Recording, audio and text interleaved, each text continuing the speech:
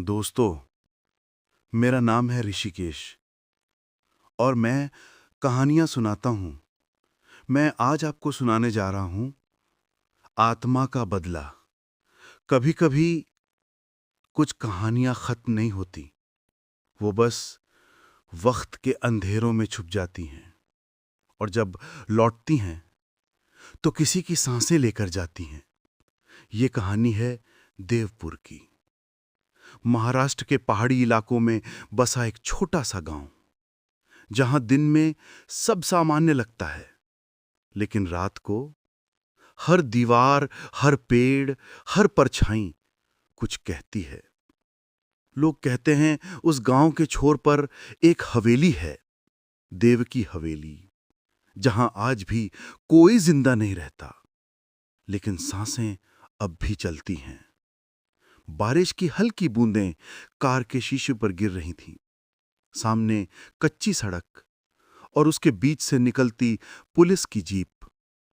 उस जीप में बैठा था शौर्या राठी, 32 साल का क्राइम इन्वेस्टिगेशन ऑफिसर। 3 साल पहले उसने अपनी पत्नी को खो दिया था, एक केस के दौरान, एक एक्सीडेंट में। पर शौर्य जानता था वो हादसा नहीं था, वो किसी का प्लान था। अब वही शौर्य जा रहा था देवपुर, जहां पिछले महीने में 3 हत्याएं हुई थीं। हर लाश हवेली के पास मिली थी और हर एक की आंखें खुली हुई थीं, जैसे उन्होंने कुछ देख लिया था। सर, ड्राइवर बोला, गांव बस 2 किलोमीटर दूर है।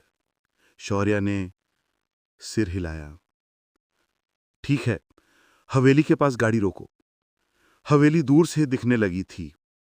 काले बादलों के नीचे पहाड़ी की चोटी पर एक टूटी हुई, झुकी हुई इमारत, जैसे किसी बूढ़े राक्षस का कंकाल।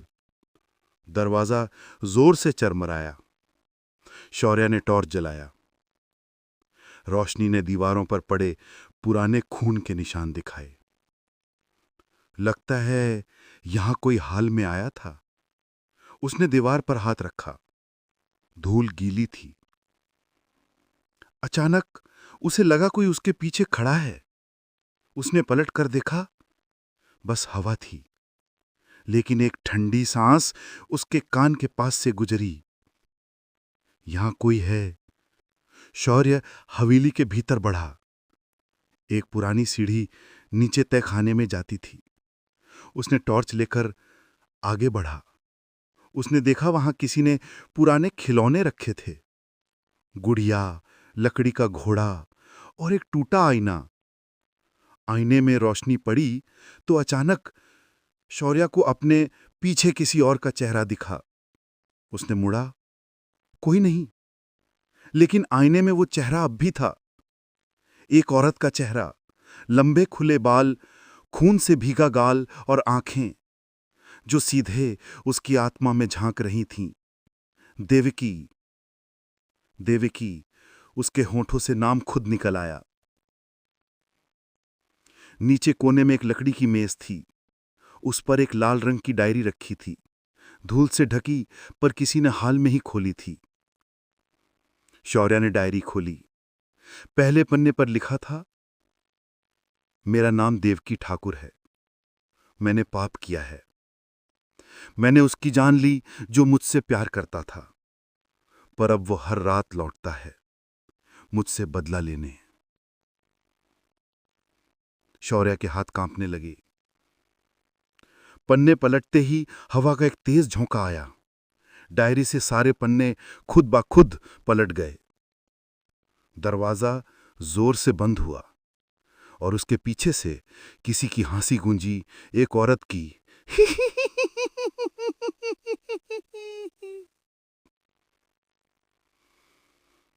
शौर्या ने टॉर्च उठाई, इधर उधर देखा, पर हवेली अब वैसी नहीं रही थी। दीवारों पर ताजा खून था, छत से झूलती रस्सी और एक परछाई जो दीवार से निकलकर उसकी तरफ बढ़ रही थी। कौन है वहां? कोई जवाब नहीं, बस हवा में किसी की सांसें मिल रही थीं। अचानक उसके पीछे से किसी ने फुसफुसाया, शौर्य। वो पलटा। आईने में वही चेहरा, वही औरत, वही खून की धार उसके गाल पर। देवकी! टॉर्च उसके हाथ से गिर गई। अंधेरा छा गया। सिर्फ हवेली गूंज रही थी, बदला, मेरा बदला। शौर्य भागकर बाहर आया। बारिश तेज हो चुकी थी। उसने पीछे मुड़कर देखा। हवेली की खिड़की से वही चेहरा उसे देख रहा था, और उसके हाथ में वही लाल डायरी थी जिसमें अब लिखा था, अगला नाम शौर्य। रात का पहर था। देवपुर गांव की हवाएं अब ठंडी और डरावनी हो चली थीं। शौर्य हवेली के बाहर खड़ा था। सामने वही पुरानी देव की हवेली, जहां से अतीत की आहट अब भी सुनाई देती थी। दीवारों पर लंबे लंबे दरारें थीं, और हर दरार से धूल की बूंदें गिरती थीं, जैसे हवेली खुद अपनी कहानी बयां कर रही हो। शौर्य ने धीरे से दरवाजा खोला। टॉर्च की रोशनी में देखा, पुराने फर्नीचर पर धूल की मोटी परत थी। दीवारों पर मकड़ी के जाले और कुछ पुरानी तस्वीरें जमी हुई थीं। यहां कुछ तो है जो हमें देख रहा है, उसने धीरे से कहा। सीढ़ियां चरमराईं, जैसे हवेली कह रही हो, आओ, पर लौटना आसान नहीं होगा। नीचे की मेज पर उसने एक पुरानी डायरी देखी, लाल रंग की, किनारों से फटी, लेकिन कुछ पन्ने अभी भी साफ थे। शौर्य ने पन्ना पलटा। मैं देवकी हूं, और मैं यहां छिपी नहीं, बल्कि इंतजार कर रही हूं।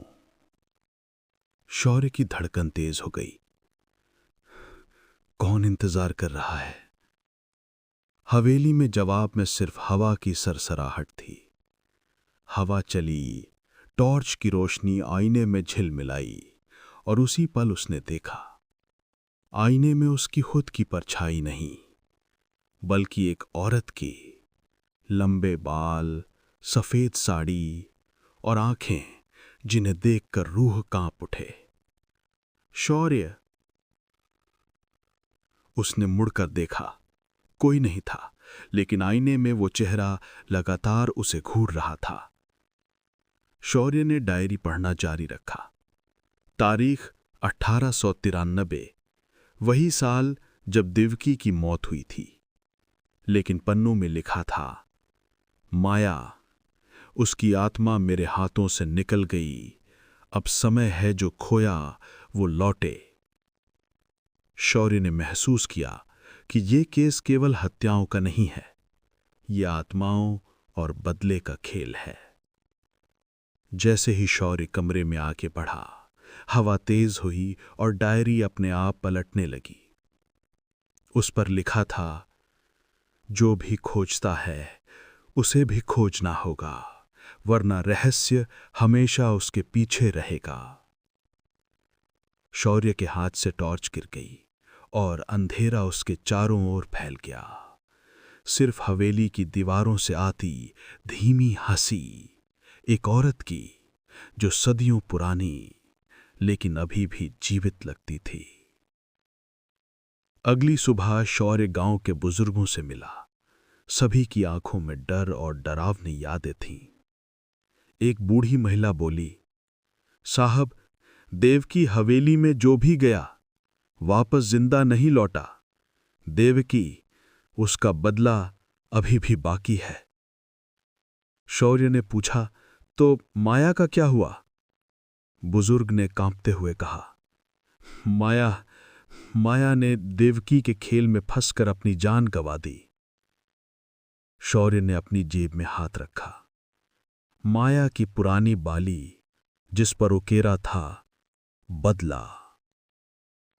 रात 12 बजे हवेली के कमरे में मोमबत्ती जल रही थी। शौर्य डायरी पढ़ रहा था। अचानक पन्ना हवा में उड़कर दीवार से टकराया। उस पर लिखा था, तुमने भी माया को खोया, अब तुम्हारी बारी है। हवा तेज हुई, दरवाजा अपने आप बंद हो गया। दीवारों से फुसफुसाहट गूंज उठी, बदला बदला। रात का तीसरा पहर था। देवपुर गांव में अंधेरा फैल चुका था। हवाएं तेज हो रही थीं और पेड़ अपने पुराने पत्तों से फुसफुसा रहे थे। शौर्य हवेली के बरामदे में खड़ा था। उसकी आंखें वही पुरानी देव की हवेली देख रही थीं, जैसे हवेली खुद उसको बुला रही हो और कह रही हो कि अब रहस्य का असली चेहरा सामने आएगा। शौर्य छत पर चढ़ा। हर कदम पर लकड़ी की सीढ़ियां चरमराईं। हवा के झोंके से टॉर्च की रोशनी झिलमिला रही थी। छत पर टूटी रेलिंग के पास उसने देखा एक पुराना लोहे का दरवाजा, जिस पर लिखा था, तंत्र कक्ष, किसी का प्रवेश वर्जित। शौर्य ने दरवाजा खोला। अंदर अंधेरा और भारी गंध थी, जैसे किसी ने सालों तक दरवाजा बंद रखा हो। कमरे के कोने में उसने एक तंत्र पुस्तिका देखी।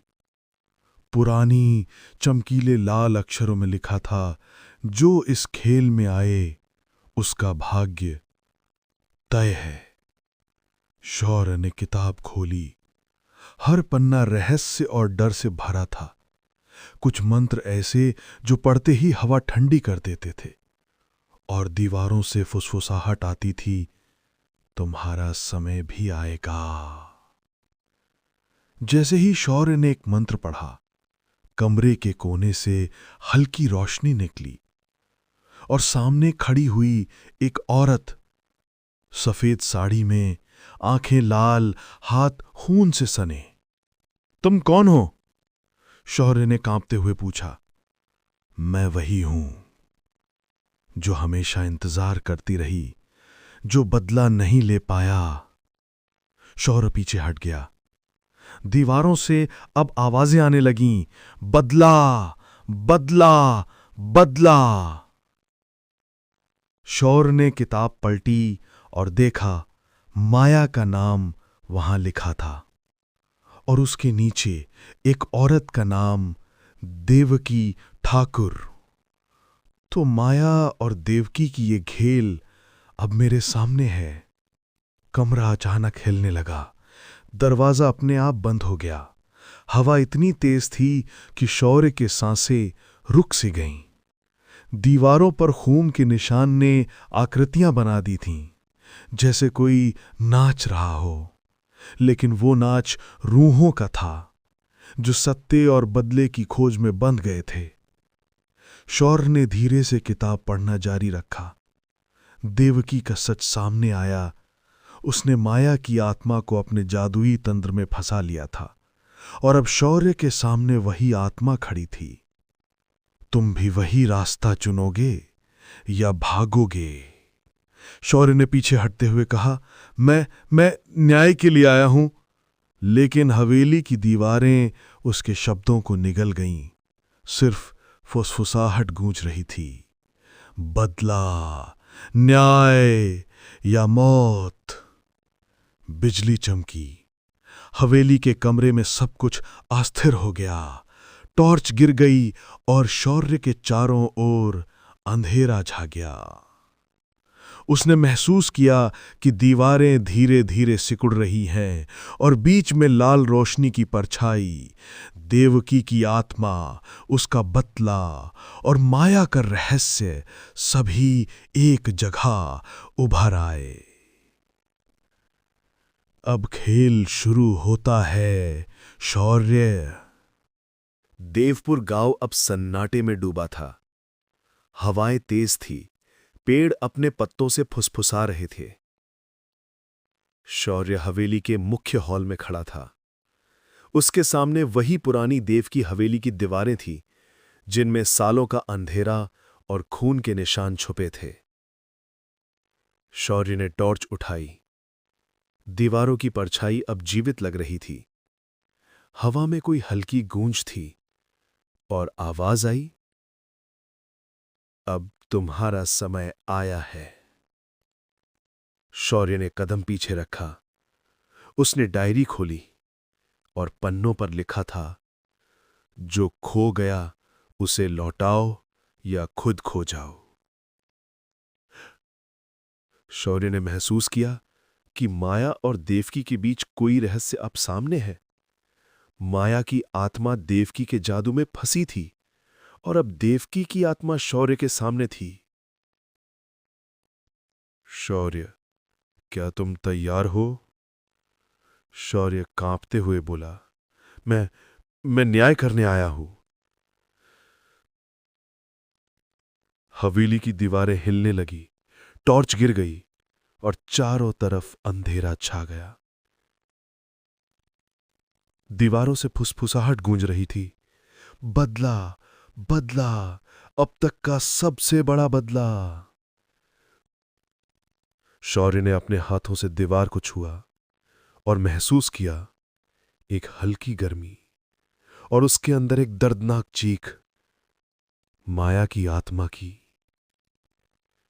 शौर्य ने कहा, मैं तुम्हें आजाद करूंगा माया, लेकिन बदला लेने वाले को भी न्याय मिलेगा।